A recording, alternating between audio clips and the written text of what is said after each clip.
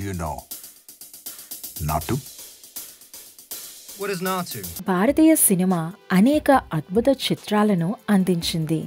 కానీ కొన్ని సినిమాలు ఆస్కర్ గెలిచే స్థాయిలో ఉన్నప్పటికీ కొన్ని కారణాల వల్ల ఆ అవార్డుని అందుకోలేకపోయాయి. సరైన ప్రచారం లేకపోవడం, కఠినమైన పోటీ, ఆస్కర్ నామినేషన్ ప్రక్రియకు సంబంధించిన పరిమితులు వంటి కారణాల వల్ల ఈ సినిమాలు న్యాయం పొందలేకపోయాయి. మరి ఆస్కర్ గెలిచే స్థాయిలో ఉన్న టాప్ 10 మూవీస్ ఈ వీడియోలో చూద్దాం రండి. అంతకన్నా ముందు ఛానల్ని సబ్స్క్రైబ్ చేసి వీడియో నచ్చితే లైక్ చేసి కుదిరితే షేర్ చేయండి. ఈ లిస్ట్లో ఫస్ట్ మూవీ పతేర్ పాంచాలి. ఇది 1955లో రిలీజ్ అయింది. భారతీయ సినిమాకు గ్లోబల్ గుర్తింపు తీసుకొచ్చిన తొలి సినిమా ఇది. వాస్తవికత, మానవీయ సంబంధాలను అద్భుతంగా చూపించిన చిత్రం. తక్కువ బడ్జెట్లో భారీ భావోద్వేగాలను పండించగలిగింది.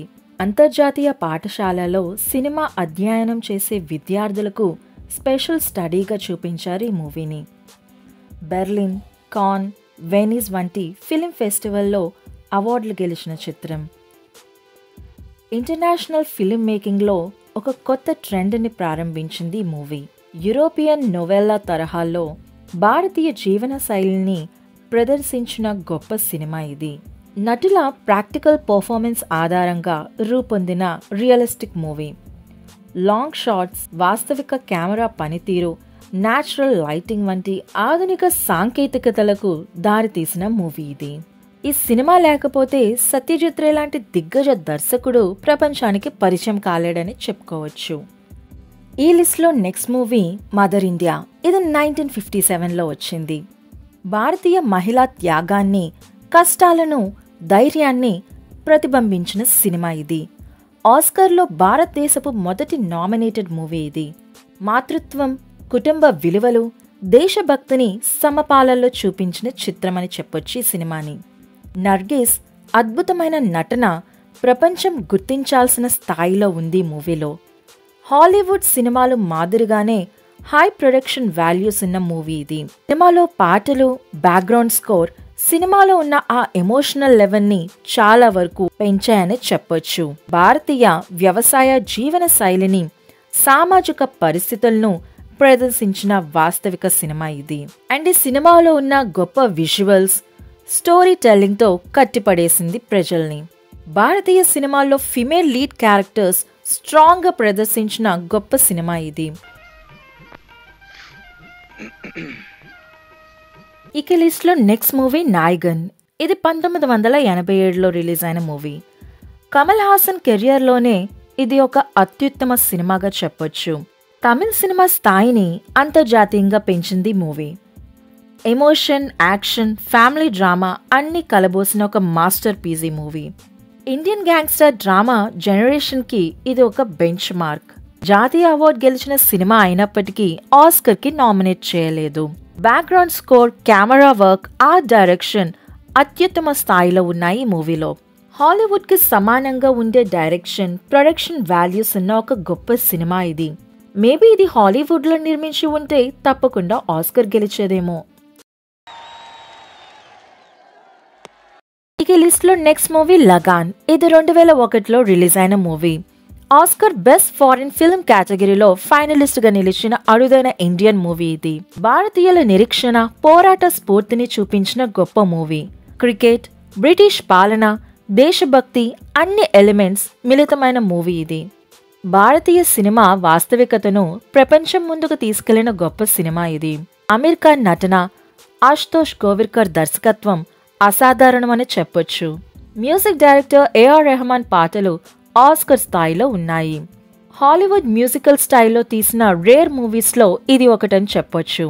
స్పోర్ట్స్ డ్రామాలు భారతీయులు ఎంత గొప్పగా చేయగలరో చూపించిన సినిమా ఇది. అద్భుతమైన స్టోరీ, స్క్రీన్ ప్లే, సినిమాటోగ్రఫీ కలిసిన క్లాసిక్ మూవీ. ఇది ఆస్కర్ గెలుచుంటే మంచి గుర్తింపు వచ్చేది ఇండియన్ మూవీస్కి. ఇక లిస్ట్లో నెక్స్ట్ మూవీ RRR. ఇది 2022లో రిలీజ్ అయిన మూవీ. భారతీయ సినిమాను అంతర్జాతీయ స్థాయికి తీసుకెళ్లిన భారీ సినిమా ఇది. బెస్ట్ ఒరిజినల్ సాంగ్ గాను నాటు నాటు అవార్డు గెలుచుకున్నప్పటికీ బెస్ట్ పిక్చర్ అవార్డు గెలుచుకునే స్థాయిలో ఉన్న సినిమా ఇది. రాజమౌళి విజువల్ స్టోరీ టెల్లింగ్ ఒక అద్భుతమైన చెప్పొచ్చు. Ram Charan, junior NTR performance Hollywood స్థాయిలో ఉంటాయి. యాక్షన్ సీన్స్, స్టంట్ కొరియోగ్రఫీ ఒక హై లెవెల్లో ఉంటుంది మూవీలో. హాలీవుడ్కి చెందిన అవతార్ లెవెల్లో విజువల్ ఎఫెక్ట్స్ ఉంటాయి. ఇండియన్ స్టైల్ బ్రదర్హుడ్, దేశభక్తి యాక్షన్ డ్రామా సమ్మేళనమే ఈ మూవీ. ఈ movie world wide box office records అన్ని తిరగరాసింది. ఈ లిస్ట్లో నెక్స్ట్ మూవీ ద గైడ్. ఇది 1965లో రిలీజ్ అయిన మూవీ. ఆర్థర్ కొటారెల్ రచనల ఆధారంగా భారతీయ సంస్కృతిని, ఆత్మ శోధనను ప్రతిబింబించిన గొప్ప సినిమా ఇది. రాజపాత్రలో దేవానంద్ అత్యుత్తమ నటనను ప్రదర్శించాడు. సినిమాలో ఉన్న భావోద్వేగాలు, మానసిక సంఘర్షణ ప్రపంచ స్థాయిలో ప్రశంసలు అందుకున్నాయి. Hollywood style cinematography, musical story Oscar స్థాయిలో ఉన్నాయని చెప్పొచ్చు ఈ మూవీలో. నూతన భారతీయ ఆలోచనలు, ప్రాచీన సాంప్రదాయాల మధ్య సంఘర్షణ చూపించిన సినిమా ఇది. ఫిలిం ఫెస్టివల్స్లో ప్రశంసలు అందుకున్నప్పటికీ ఆస్కర్ రేస్లో నిలవలేదు. ఈ సినిమాలో పాటలు ఇప్పటికీ భారతీయ సంగీత ప్రియుల గుండెల్లో నిలిచిపోయాయి. హాలీవుడ్లో అప్రిషియేట్ చేయబడిన గొప్ప కథాంశమున్న మూవీ ఇది. అమెరికాలో ప్రీమియర్ ప్రదర్శన పొందిన తొలి భారతీయ సినిమా ఇది. బాలీవుడ్లో ఫిలాసఫికల్ సినిమాలకు ఒక బెంచ్ మార్క్గా నిలిచిన సినిమా ఇదే.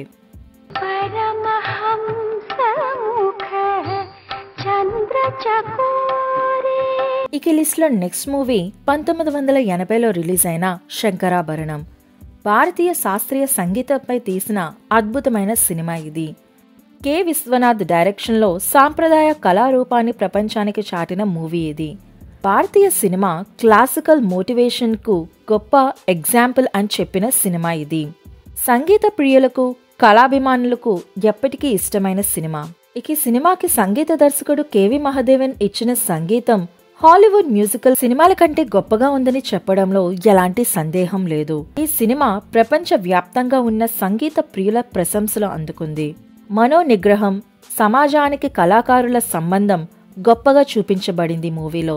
సింగపూర్, రష్యా, అమెరికా దేశాల్లో ప్రత్యేక ప్రదర్శనలు పొందింది కూడాను. భారతీయ చలనచిత్ర సాంస్కృతికతను ఆస్కర్ కమిటీ గుర్తించలేదు. ఈ సినిమా అప్పట్లో విదేశాల్లో హాలీవుడ్ సినిమాల కన్నా గొప్ప రివ్యూ సంపాదించుకుంది. ఇక లిస్ట్లో నెక్స్ట్ మూవీ తలపతి. 1991లో వచ్చిన సినిమా ఇది. రజనీకాంత్ కెరియర్లో అత్యుత్తమ నటన ప్రదర్శించిన సినిమాల్లో ఇది ఒకటని మనం చెప్పొచ్చు. మణిరత్నం దర్శకత్వ ప్రతిభ హాలీవుడ్ స్థాయిలో ఉంటుంది. మహాభారతంలోని కర్ణుడి పాత్ర ఆధారంగా మోడ్రన్ డే సెట్లో రూపొందించిన సినిమా ఇది. ముమ్మట్టి, రజనీకాంత్ వంటి స్టార్లతో పాటు సూపర్ స్టోరీ కూడా ఈ సినిమా సక్సెస్కి ఒక ప్లస్ పాయింట్ అనే చెప్పొచ్చు. భారతీయ సినిమాలోని ఫ్రెండ్షిప్, లాయల్టీ, బాధ్యత అనే అంశాలను గంభీరంగా చూపించారు ఈ సినిమాలో. మ్యూజిక్ డైరెక్టర్ ఇళయరాజా అందించిన సంగీతం అంతర్జాతీయ ప్రమాణాలకు చేరువైంది. మణిరత్నం దర్శకత్వం సాంకేతికంగా ప్రపంచ స్థాయిలో నిలిపిన సినిమా ఇది. ఆస్కర్కి వెళ్ళుంటే నిజంగా మంచి పోటీ ఇచ్చిండేది.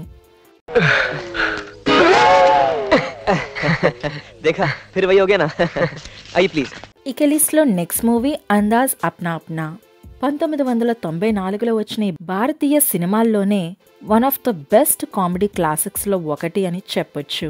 సల్మాన్ ఖాన్, అమీర్ ఖాన్ కలిసి చేసిన ఎప్పటికీ మర్చిపోలేని హాస్య చిత్రం ఇది. హాస్యం, ట్విస్టులు, డైలాగ్ డెలివరీ అన్ని ఆస్కర్ స్థాయిలో ఉంటాయి మూవీలో. విడుదలైనప్పుడు పెద్ద హిట్ కాలేదు, కానీ తర్వాత కాలంలో కల్ట్ క్లాసిక్ అయింది మూవీ.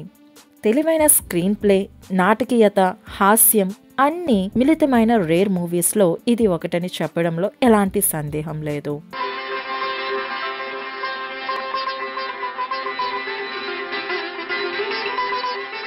ఇక లిస్ట్లో లాస్ట్ మూవీ సప్తపది. 1981లో వచ్చిన ఈ సినిమా కుల వ్యవస్థ మరియు వివాహ సంబంధిత సాంప్రదాయాలను ప్రశ్నిస్తూ సమాజంలో సమానత్వం మరియు సమైక్యతను ప్రోత్సహిస్తుంది.